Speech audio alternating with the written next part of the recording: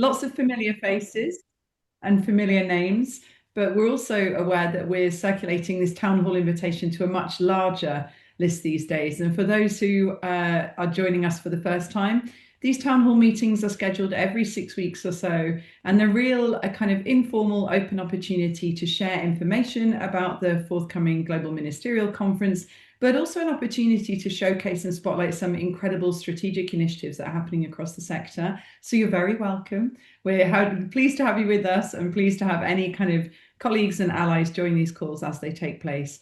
And to let you know, the next call will be likely the 13th of July. And we are doing a little bit of fine tuning and housekeeping on our mailing list. We know some colleagues have been having challenges joining the calls, so leave that with us. We're fully aware and we are on top of it. So without further ado, let's get started. This is our June Town Hall meeting. We have a fairly full and very exciting agenda ahead. I don't know whether one of my colleagues is likely going to pop that into the chat, but just to give you a run through in terms of what we're aiming to discuss in this next 55 minutes, I'm going to give a very brief snapshot of some of the kind of headline progress on the Global Ministerial Conference planning. I'll then hand over to my brilliant colleague Sabine from WHO to give a bit of an overview of some of the key moments that took place during the recent World Health Assembly. We're then going to pass across to Childlight, and I believe it's Andreas who's going to give us a summary of their recent report launch, which actually launched at the World Health Assembly. We'll then pass over to Lauren, I think, from Together for Girls, who's going to give us a bit of a snapshot of their Out of the Shadows Index that also launched at World Health Assembly. We're going to do a bit of a kind of deep dive into the programme as it's currently standing for the Global Ministerial Conference. We know there are lots of folks very interested in the content of what's shaping up. And so Rachel Harvey, our brilliant colleague from UNICEF, is going to give a top-line overview of how that's developing. And then we will hand back to Sabine, who's going to do a quick couple of words on the forthcoming World Safety Conference. Please feel free to use the chat. We will try and answer anything as the conversation goes through. And of course, we'll pause between those agenda items. Pop your hand up. This is a totally open, trusted and safe space. So if you have comments, thoughts, reflections, please feel free to share. So without further ado, let's give you some headlines in terms of the Global Ministerial Conference. We are 5 months away from the second Global Ministerial Conference on Ending Violence Against Children. And as you know, that's going to take place in Manila in November, and it will be the 18th and 19th of November in Manila. We are delighted to be working with colleagues at the Government of the Philippines, principally through the Department of Health, who are doing a phenomenal job of bringing all of this together in partnership with WHO and UNICEF. There will be 2 days of official conference programming, which our colleague Rachel Harvey from UNICEF will share more with you on later. And then preceding that, 2 days of satellite events. And we were absolutely thrilled that, of course, this community came through with a whole roster of phenomenally interesting satellite event submissions. We received over 50 submissions for satellite events, which I think is really testament to the commitment and the diversity and kind of vibrancy of this community. But one of the reflections that we had thinking about Bogota was that there were some sessions that had phenomenal speakers, phenomenal contributors, and actually relatively small audiences because it was so diffuse.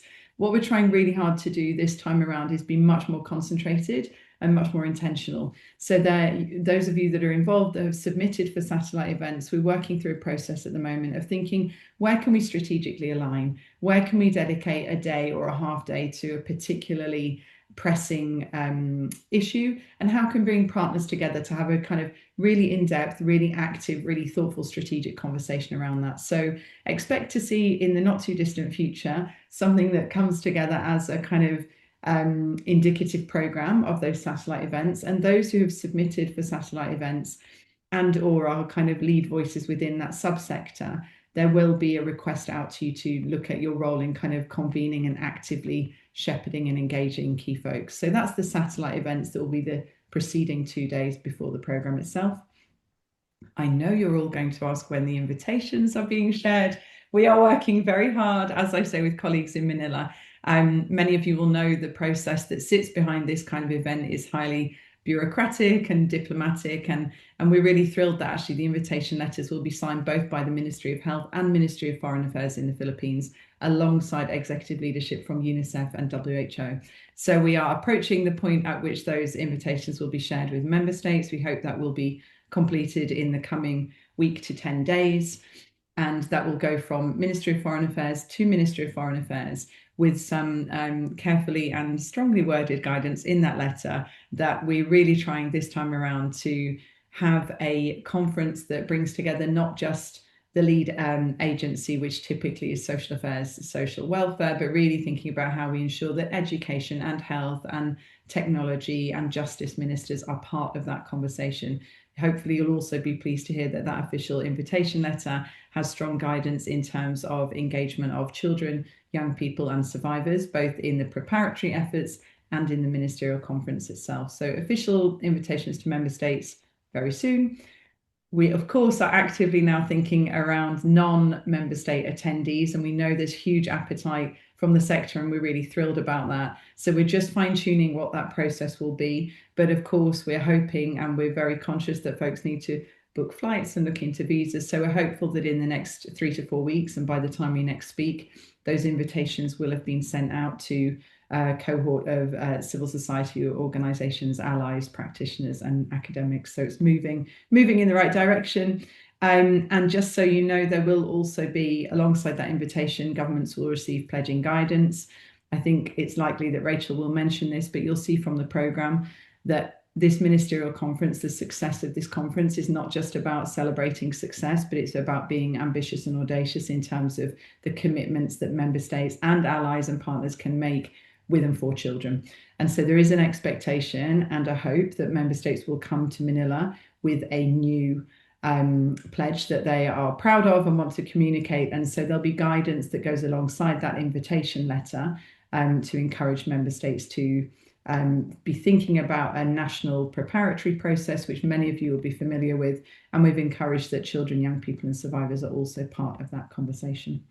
I think, unless Sabine tells me otherwise, they are probably the main headlines to share in terms of progress with the ministerial conference. Sabine, any additional points? No, that's it. And I'll jump in. So I've popped the agenda for today. Thank you very much, Ellen, for the introduction. And I'm glad also to hear that we covered the fourth agenda item of today. So that's one off. Helen, thanks for covering it. I think it's great. We have, as Helen mentioned, we're really trying to bring the field together in everything in the upcoming 5 months for the ministerial conference. Remembering we're a tent, we're just trying to bring partners together and topics together under this big tent in advance for the ministerial conference to end violence against children.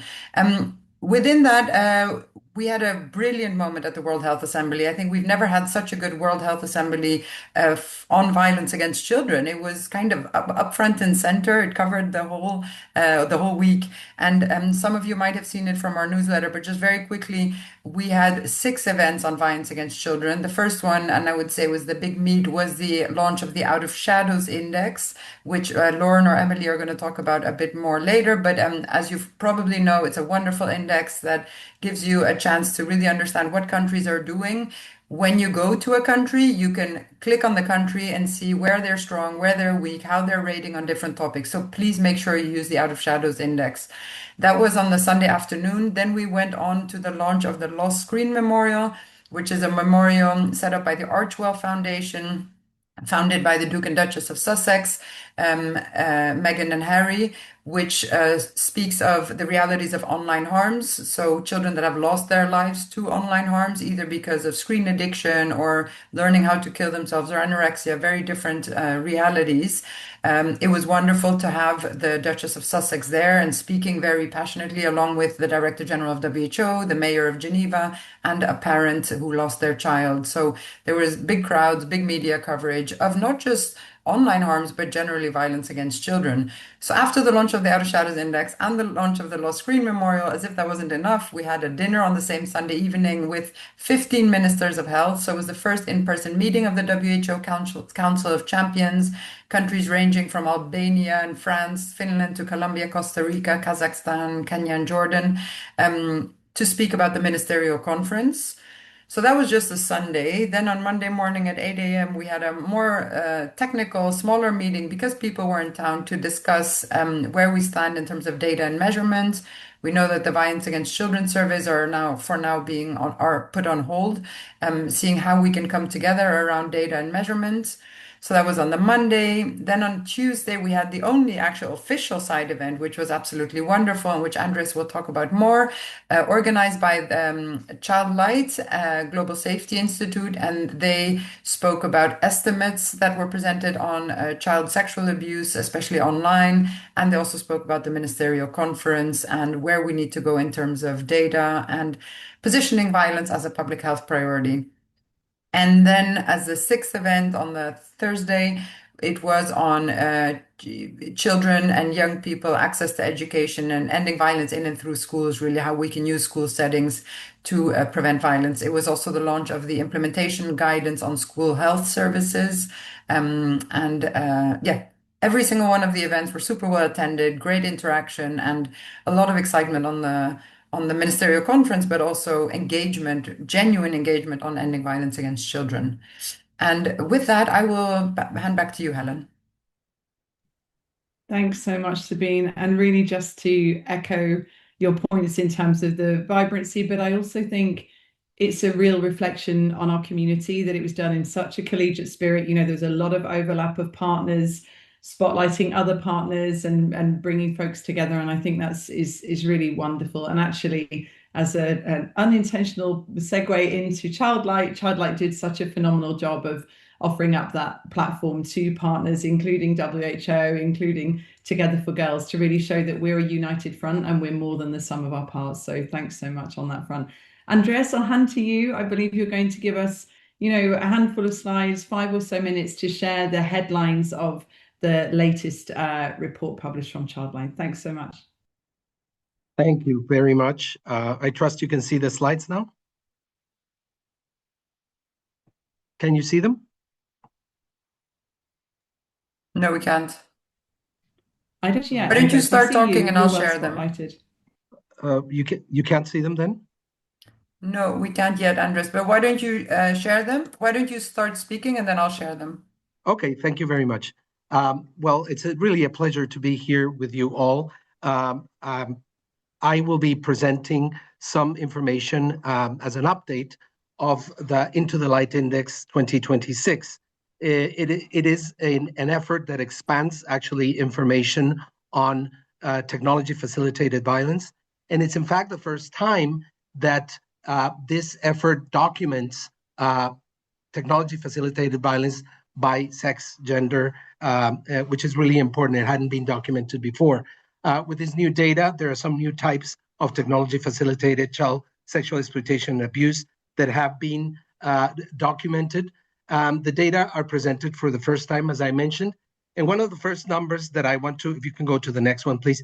One of the first numbers that I want to present to you is that about 9.1%, almost 1 in 10 people, males and females of youth reported facing online sexual extortion at least once during their childhood. If we go to the next slide, please. In showing the technology facilitated violence, one of the most common forms of technology facilitated violence is online solicitation, the most frequently reported before age 18. 26, almost 27% reported globally in surveys, that is males and females. About 1 in 4 reported this, with the majority being of people reporting this being females. If you can see regionally, Western Europe, about 37.4% documented, and more than 50% of females reported some type of online solicitation.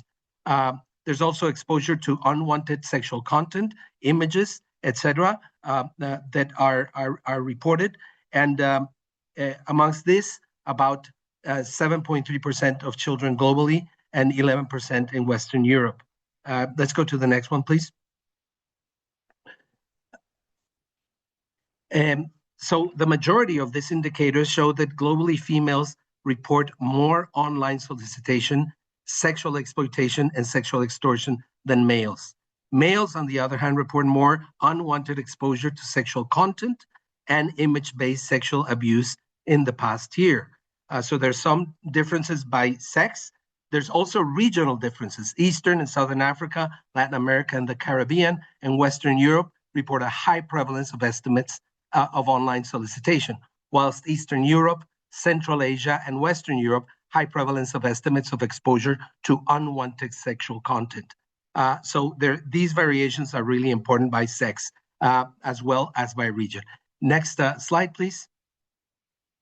One important element is that, and the very troubling element, in fact, is that about 1,500 plus, more than 1,500 devices were found to be containing child abuse guidance material. These are also known as pedophile manuals. This is extremely troubling because a lot of these manuals that basically instruct people how to commit this child abuse are operationally associated, of course, with a higher risk of contact offenses. Their presence differs in terms of legality and by countries, by jurisdictions, and by legislation, but there are high levels of distribution of these types of documents in high-income countries. Between 2023 and 2024, more than 75% are located in these countries. These documents were found in about more than 60 countries overall. So extremely troubling information, but many things to do. Thank you very much for this small update and opportunity, and looking forward to continued collaboration. Thanks so much, Andres. You covered a huge amount there in a short space of time. I see that your brilliant colleague Jason has been hot on the chat, making sure that there's a link to the pre-record of the session and the latest evidence. But if you did want to share the PowerPoint with us, we can ensure that it's circulated to folks that receive the kind of town hall update. But thank you so much for sharing. Incredible work, and thanks for everything you're doing to move the field forward. Thank you. And now we hand the baton across to an equally incredible colleague in an organization that's doing just as pioneering work on the evidence front. And I'm going to hand over now to Lauren, who is going to give us an update on the Out of the Shadows Index and some of the headlines from their wonderful report that was also launched at WHO. Thanks, Lauren. Thank you so much, Helen, and hi, everyone. It's such a pleasure to be here with you all today. Just double checking, can you see my slides on the screen? Excellent. So my name is Lauren Stricker, and I'm a Senior Program Manager at Together for Girls, and I'm here to talk to you today about the Out of the Shadows Index. So this index is the global benchmark of national governments' efforts to prevent and respond to childhood sexual violence. So we are not looking at prevalence rates like the Into the Light Index does, but rather we complement that kind of data by looking at a set of plans, policies, and practices that we know governments need to have in place as a foundation if they are to make real progress in ending childhood sexual violence. This index ranks 60 countries around the world, which together are home to 83% of the world's child and adolescent population. And by assigning scores to countries against a series of indicators, we are enabling advocates and the broader EVAC sector to hold governments accountable on their policy gaps by showing very clearly and reliably where have countries made progress and where does action still need to be made. And we are positioning this index as a tool for the ministerial conference. It really offers the step-by-step guide for policymakers and for advocates to make a clear and strong commitment at the second ministerial, again, based on where they stand and where the gaps remain. And our overarching message with this index is that childhood sexual violence is preventable, and the index provides the roadmap to show us how. We launched the third iteration of the index last month at the World Health Assembly, as Sabine mentioned. We hosted a really, really special event that was planned by Project Everyone and held in this beautiful theater in Old Town. And Helen and Sabine in particular provided a ton of support with this event. So thank you both again. And we really wanted to target a new audience, not just speak to the usual suspects, but really bring this index and this broader issue to the health sector and to drivers of political and policy change. We had a really incredible speaker lineup, which included the Undersecretary of Health from the Philippines and the Chief Public Health Officer from Canada, as well as 5 powerhouse members of the Brave movement, including Bukola, who's on the call today, and 8 incredible experts from the sector, including Lucy, who's on the call today. We also injected an element of creativity, which was really powerful, especially in bringing this very difficult issue to an audience that is not necessarily used to talking about it. We had a spoken word artist and a singer-songwriter from our Brave movement perform, and it was really a powerful message to folks about the urgency of this issue, but also of the possibility for change. Now, from the data of the 2026 index, the overarching takeaway is, unsurprisingly, that global performance is far from where it needs to be. Across all of the countries, the average score was just 52.6 out of 100. So on average, countries are only doing half of what they need to have a foundation for protecting children and adolescents from sexual violence. Australia ultimately received the top overall score, but they only scored 83 out of 100. So even the best performing country in this index still has a long way to go, and we are in discussion with the government about where they need to go. Saudi Arabia ultimately received the lowest score of 29.5, and that gap between the highest and lowest scoring country is really significant and showing that there is very uneven progress across countries and regions. And troublingly, the vast majority of countries, just 53 out of 60, scored below 70 points. So we are really looking with this index at where the biggest deficits are. And the clear outcome is that it's not just legal frameworks that need to be strengthened, but really investing in governance and prevention, as well as transparency of information and participation of survivors and youth in policymaking. Despite this rather bleak outcome from the index, there are promising signals coming through the index, and they are actionable. So again, the message really is to take the progress that countries have made and encourage other governments to look to implement those same models or make progress on those same indicators. Some of the promising practices that are coming out are around integrated response models, national survivor councils, and child and youth engagement in policymaking, prevention, and online safety. In the last month since we've launched the index, we've already had some exciting reception and uptake of the index. In particular, there was an article in the Manila Times where a senator from the Philippines cited the index as a reason to push for tougher enforcement on laws around online violence, which is exactly the takeaway that we want policymakers to have. And our CEO and president, Daniela Ligero, met with a high-level representative from the Swedish Ministry of Health in Geneva and reviewed the findings for Sweden in this index. As Sabine mentioned, you can go on our website, click on a country, and very clearly see how is this country performing against these indicators. And this representative simply didn't know that they didn't already have medical guidelines in place for all healthcare professionals who may be evaluating children who have experienced sexual violence. They wanted to know what other countries in Europe had passed those guidelines and how could they score better and how could they learn from those countries. And again, that's exactly the kind of interest that we want this index to generate, because we want to hold governments accountable, but also give them the knowledge and information they need to understand where they stand and what practical steps they can take moving forward. So we've been holding a number of bilateral meetings with countries from across the world in a variety of regions to really bring that message home to them and offer technical assistance and relationships with advocates at the national level to move their work forward. In terms of the next steps for the index, as I mentioned, we are really positioning the index strongly within the ministerial conference. So we'll be continuing to work with partners to leverage the index to encourage pledge making and drive pledge delivery. We've also released a series of catalytic grants to some of our Brave national platforms to implement advocacy activities using the index at the grassroots level, which will be really valuable to understand where is the index working well and where do we need to strengthen it. We'll be disseminating the index and a series of digital advocacy tools that we've created to survivor and youth advocates and expanding partnerships with the broader sector. I will pause there. Thank you again so much, Helen and Sabine, for giving me the time. I'll put my email address in the chat in case anyone has follow-up questions. Unfortunately, our Out of the Shadows Index website is temporarily down, but hopefully that will be back up very soon. And perhaps I'll speak with Helen to include a link to that website in the follow-up message. Thank you all.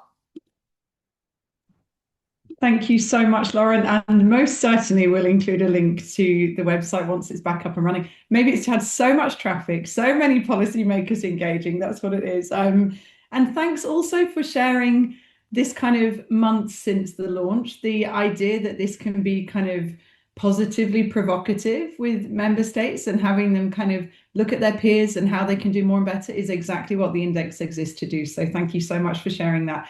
And kudos to Together for Girls. Many on this call will know that the Out of the Shadows Index actually has quite a long legacy and heritage to it, but Together for Girls have really looked afresh at what the potential of this tool could be and re-envisaged it with a brilliant group of colleagues from across the sector. So real kudos in terms of realizing the essence and the impact of that tool. So thanks for sharing. We are now going to pass over to our brilliant colleague, Rachel Harvey at UNICEF, to talk us through the programme as it currently stands, as it's shaping up for the Global Ministerial Conference.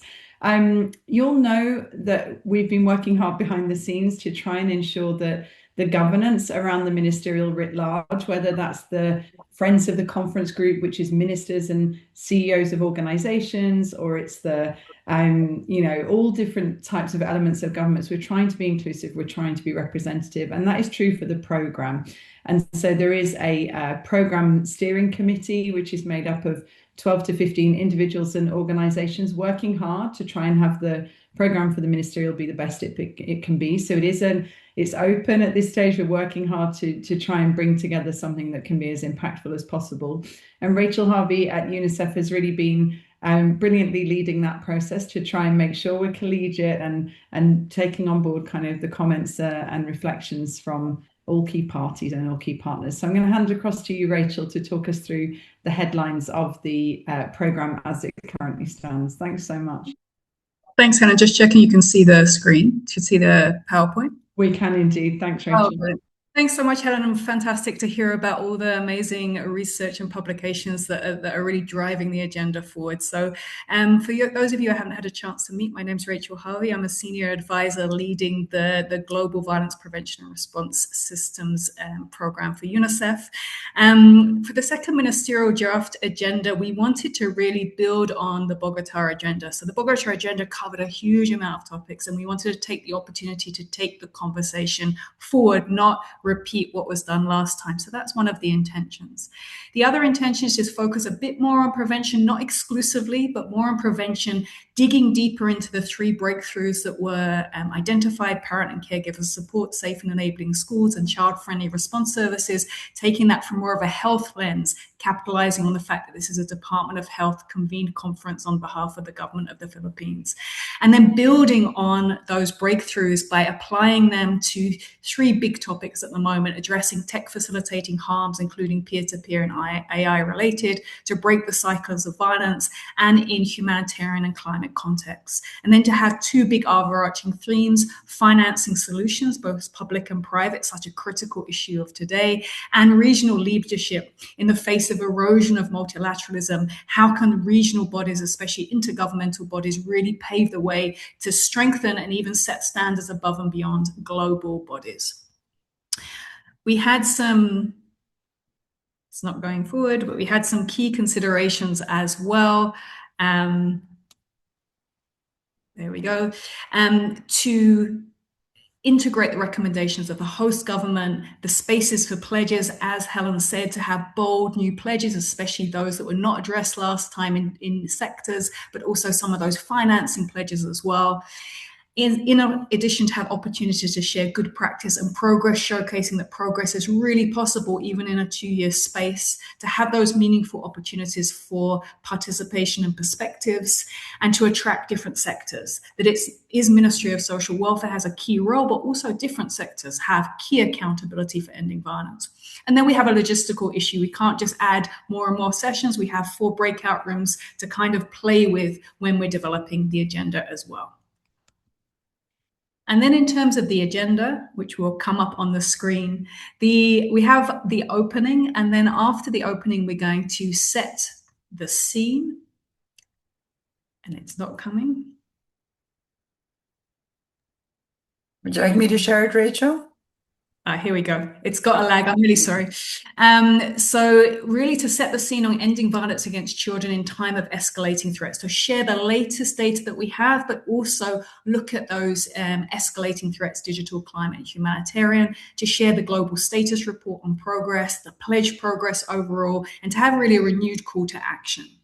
And then to spotlight partnerships in action. Progress is possible, that we need to partner with youth, or have youth and young people led solutions, as well as the power of partnerships with CSOs, faith-based and private sector. Then we go to our first plenary, looking at multi-sectoral approach, but spotlighting the role of health sector. And then we're going to move to our first breakout, and this is framed to scaling prevention of violence against children through the 3 breakthroughs. We're trying to deeper dive on the breakthroughs we identified last time, but with a prevention focus as well, in addition to looking at breaking that cycle of violence against children and violence against women. Then we'll have an opportunity to share solutions, share new pledges, and look at the power of global movements. A lot of these have emerged following Bogota, but some have been going for a number of years. So what is the impact of these global movements? And then we're going to move to day 2, which will come up on the screen in a minute. So turning to children, young people, and survivors, if I could tell you one thing, showing their perspectives, also the outcomes of the Asia-Pacific consultation on ending violence against children. And then to move to our other big theme of financing a violence-free future, to note that just the month before in Uzbekistan, there's a World Summit on investing in children's well-being, including integrated child protection systems, and this will come up with a Samarkand Declaration to encourage investment. So that will be showcased as well. Then we move to our second cluster of breakout, and this is about violence prevention in the face of escalating threats and emerging opportunities, the critical role of mental health in violence prevention, prevention of tech-facilitated sexual exploitation and abuse, prevention of violence and harmful practices in times of crisis, especially climate and humanitarian contexts, and then peer-to-peer violence as well. Then after lunch, we move on to the regional convenings, allowing regional delegations and regional NGOs, etc., to move out and really focus on the progress and reflections in their regions and what could be done to strengthen action in their regions. And we have a parallel session for those who don't associate with the regions, who can really reflect on what's the future of violence prevention and response. Then we move back into the final plenary to look at the power of regional bodies, the frameworks that have been adopted in recent years, including from the government of Philippines, would have just held in their country, the ASEAN, the regional body there, just adopted a new framework for ending violence against children. And then we close with reflection from children, young people and survivors, and the Philippines. And just to say as well, we're currently within that framework. This is not integrated everyone's recommendations. So if you don't see the recommendations that you've given already being reflected, it's because we're waiting for all the final ones to come in before seeing how to integrate them all. But we'd also be really interested to hear from you on recommendations of country examples and speakers within those bigger themes. And then if you have really compelling speakers that you think could really drive forward and accelerate actions, we'd be really happy to hear from you. So I'm going to drop that in the chat and I'm going to stop sharing and hand back to Helen. But we really rely on all of you to make this conference a success. Thank you. Thank you so much, Rachel. I mean, really on behalf of all of us, it's quite the gargantuan task to try and make this program Rubik's Cube work. And so we're really, really thankful you're doing a magnificent job. And we hope that colleagues on this call and those that are representatives on the program committee really feel that, you know, their thoughts and perspectives are being well understood and listened to and well reflected. So it's not a final product. There will be, you know, small changes along the way. There's also an opportunity for us to think really creatively and strategically about rich content pieces. You know, if particular groups are not able to be there in person, are there ways to kind of inject some of their ideas, vibrancy into the program in many different ways? So we'll be working hard in these coming months to have that reflected. And I did just want to mention one thing, just as a mini segue. Rachel mentioned there in the program that one of the objectives is really about spotlighting regional leadership on this issue and some of the advances being made at regional level. We didn't add it to the official agenda today, but just to say in due course and perhaps in the latter part of the conversation today, there are some incredible initiatives underway in the next 3 months at regional level. So expect to hear, you know, from Southeast Asian governments coming together literally next week in Sri Lanka to think about what good looks like in terms of advancing existing pledges and developing new pledges. Likewise for the Middle East region, likewise for the Afro region, likewise we hope for the PAHO region. These efforts are underway and we're seeing a real kind of driving force at regional level.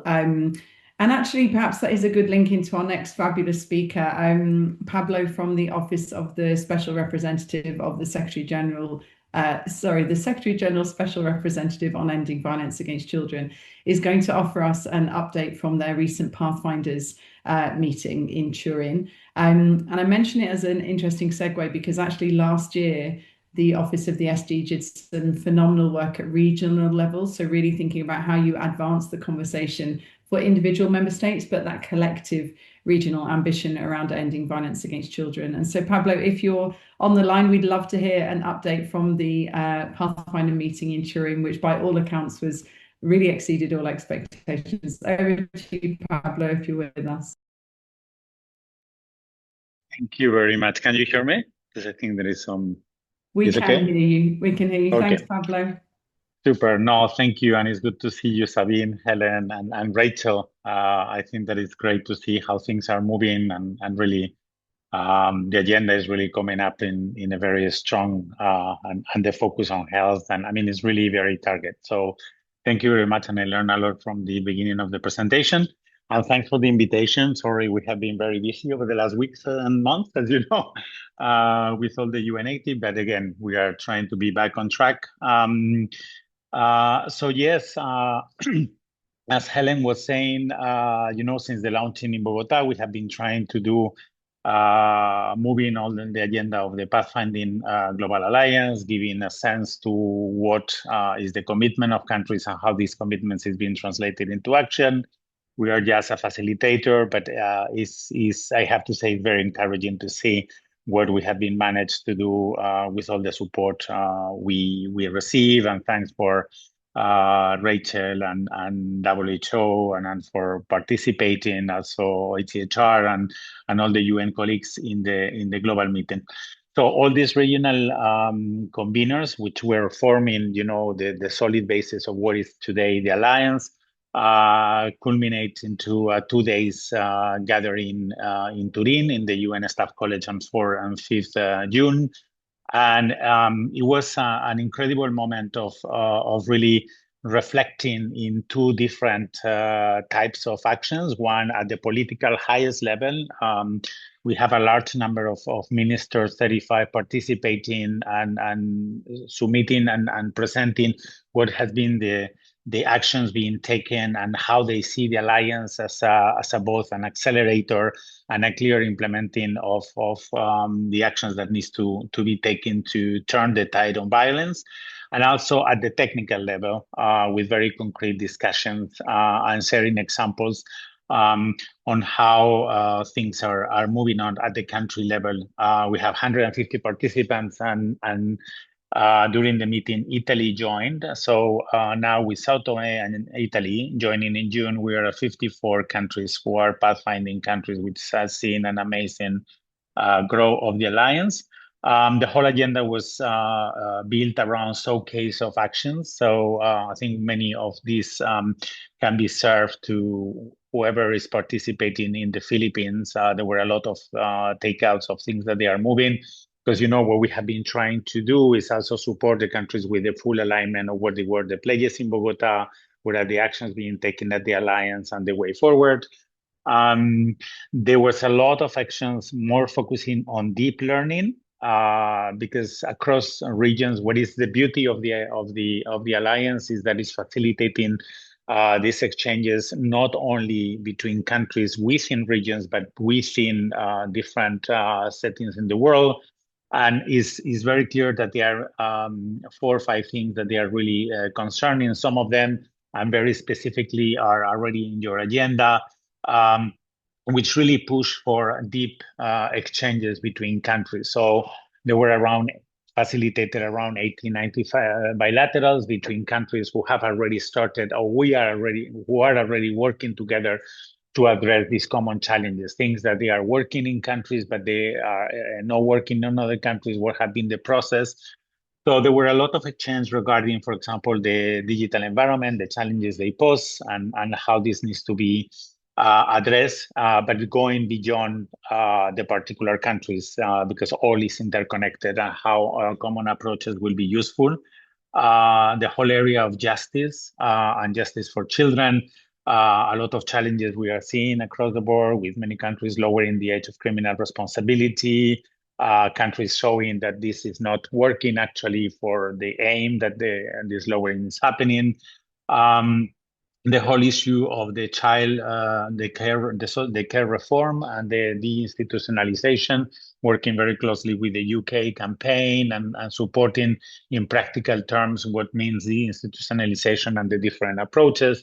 And finally, as you know, the investment case, which continue moving ahead. Many countries are already engaging and using the toolkit, which will be transformed in an e-learning tool in the coming weeks to facilitate, the engagement with all the countries that they are implementing. So I think that it will be, that is the status of the main outcomes of the pathfinding, is getting a much more traction in terms of a structure, because, it's very large. So we want to be less bureaucratic, but more action oriented.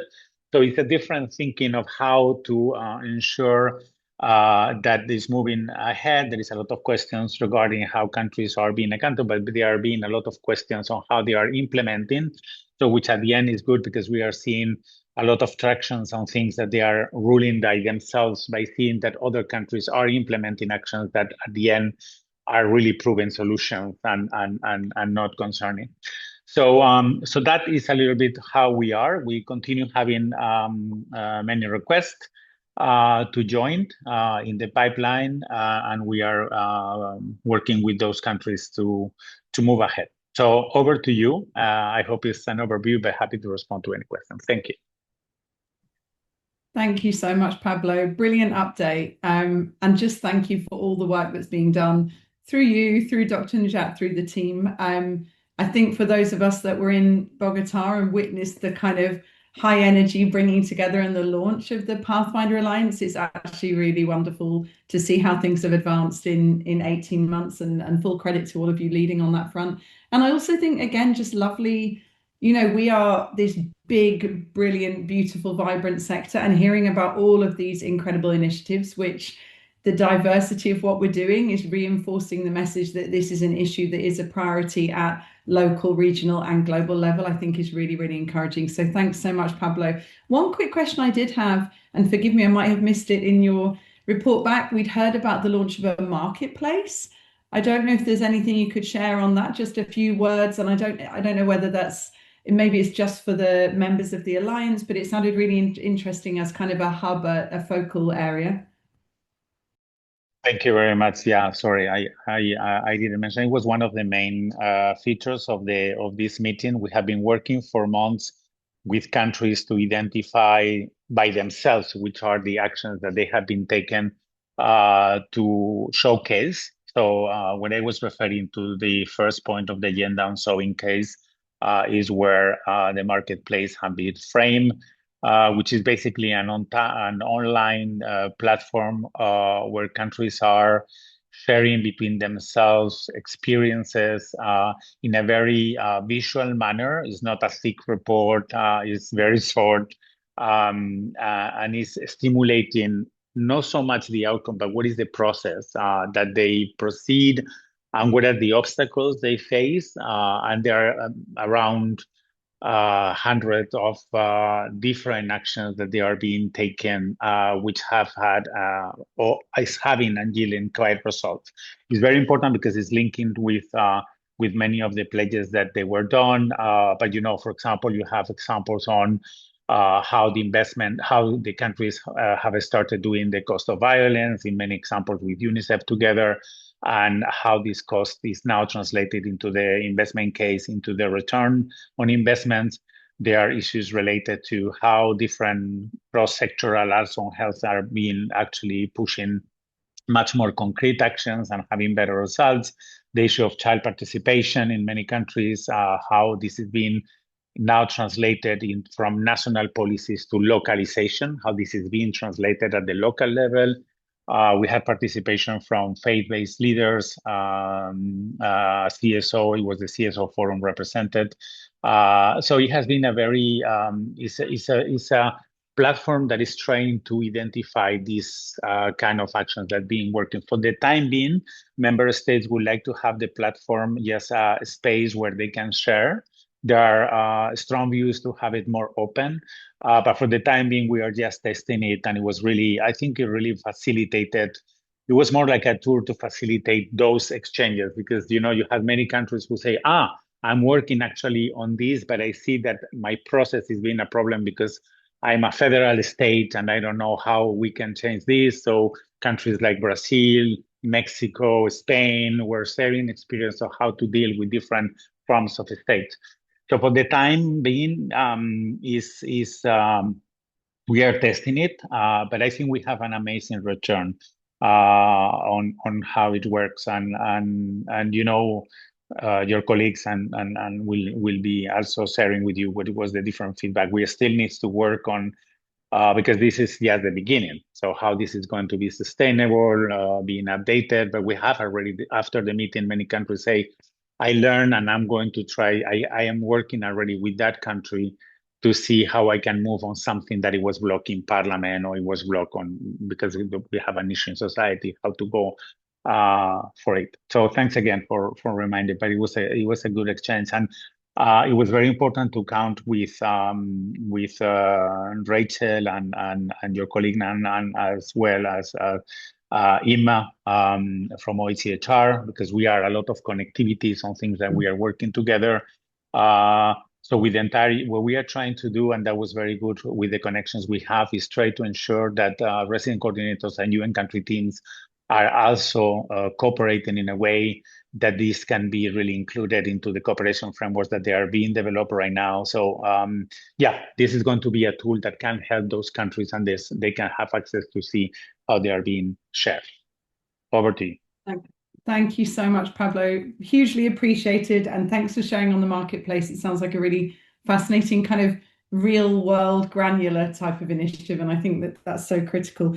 We've only got 15 minutes left. I'm going to hand back to Sabine. She wanted to give a quick update on the World Safety Conference, and then we've been gathering your questions and comments in the chat, so we'll look at trying to answer those. And I believe that somebody is sharing their screen and perhaps isn't intending to. So if you're sharing your screen and you're not intending to, then perhaps see if you can you can stop on that front. Sabine, back to you on the World Safety Conference, and then we will try and respond to some of those. Yeah, thanks, Helen. I'm just going to repeat, if somebody is sharing their screen, if you can just make sure you're not sharing the screen. It's a picture of children and who's using Chrome. Yeah, voila. Thank you very much. I was going to say it in French and Spanish as well, because you never know.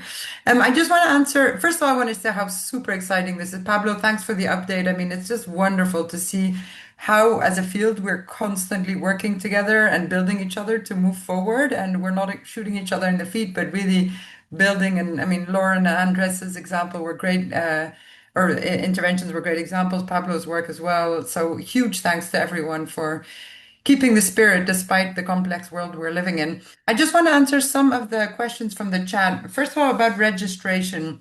It will be slightly different than Colombia, where we had indeed requested the ministerial delegation, so member states to come up with a delegation of 5 people.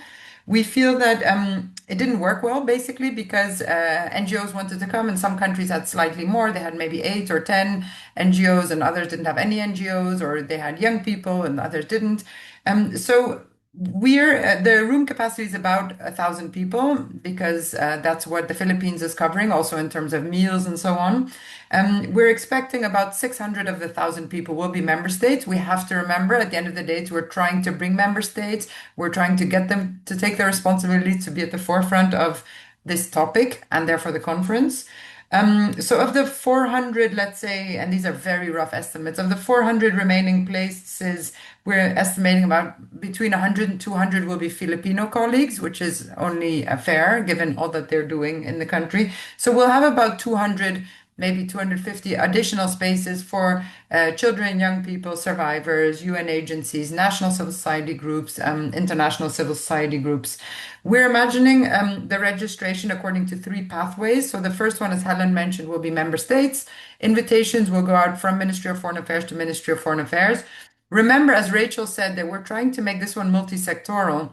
So when it was really strongly represented by Ministry of Social Affairs in Bogota, we really hope that delegations will include maybe not ministers, but at least representatives from the ministries of health, education, and technology, in addition to their social affairs, maybe even finance. I mean, if we listen to Meghan Markle, she asked every Minister of Health in the room, please make sure your Minister of Finance and the young people join your delegation, which was a really nice call out, which, by the way, was not scripted, which we wouldn't even have thought of if we had wanted to. So just to remind that those ministerial delegations will hopefully be a bit bigger and more multi-sectoral.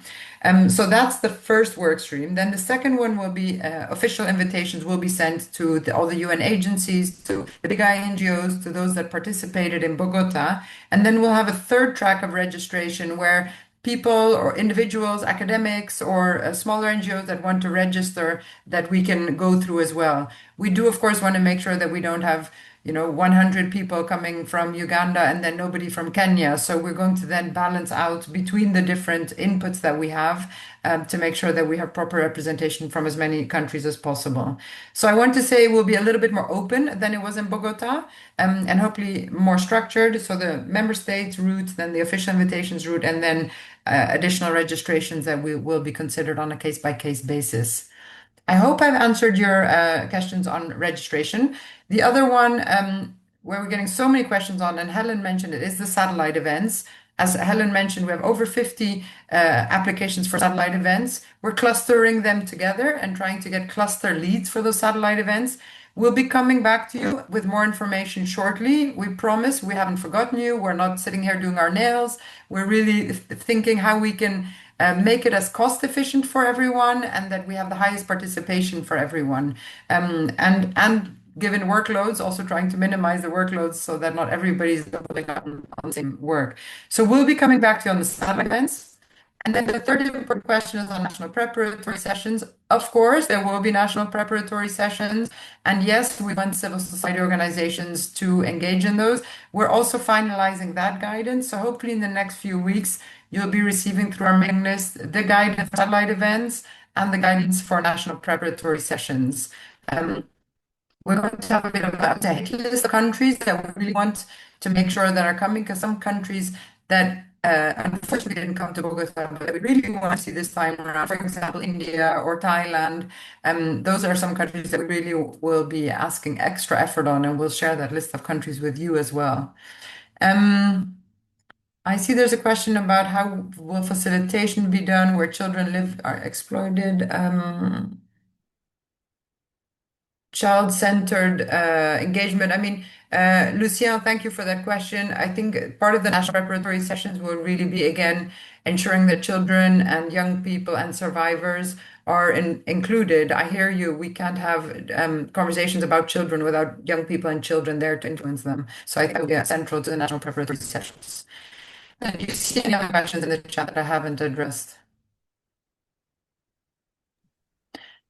There was a question. I see, Paul, you have a question on upcoming national consultations. We don't have the calendar yet. What we will do is once we do have a calendar, we have a series of meetings this week with our UNICEF and WHO national counterparts. Once we start having information on national preparatory sessions, we'll put them on the website, similar to last time, so that the information is circulating. But as Helen mentioned, we do have these important regional moments. So there's one happening next week in Sri Lanka for the Southeast Asia countries. There's another one happening in Addis the first week of July, hosted by the African Union. There's another one happening in the Middle East region the week of 20th of July. And so there's another one being planned in the Latin America region. So we're not orchestrating them. Regional bodies are organizing them themselves, which is wonderful, but we're supporting where we can. And we'll try to give you information as it comes up. Sorry, go ahead, Helen. Thanks so much, Sabine. Super comprehensive responses there, very useful. There was one question around how CSOs can be supported to offer kind of the right kind of guidance to member states as they're making their pledges. And so just to reiterate that alongside the official invitation that will be sent to member states, they will be sent a guidance note as well that offers kind of indicative ways they should be formulating their pledges, what a good pledge looks like, what the particular emphasis is in terms of where we'd be encouraging them to make pledges. You saw from Rachel's brilliant slide deck earlier that the focus is very much on prevention efforts and trying to encourage pledges very much in that remit. So there will be guidance sent to all member states in terms of the pledges that they should be making. And I would assume that that's the type of document that we might be able to share with this group more broadly as a kind of tool to help you in your engagements with governments.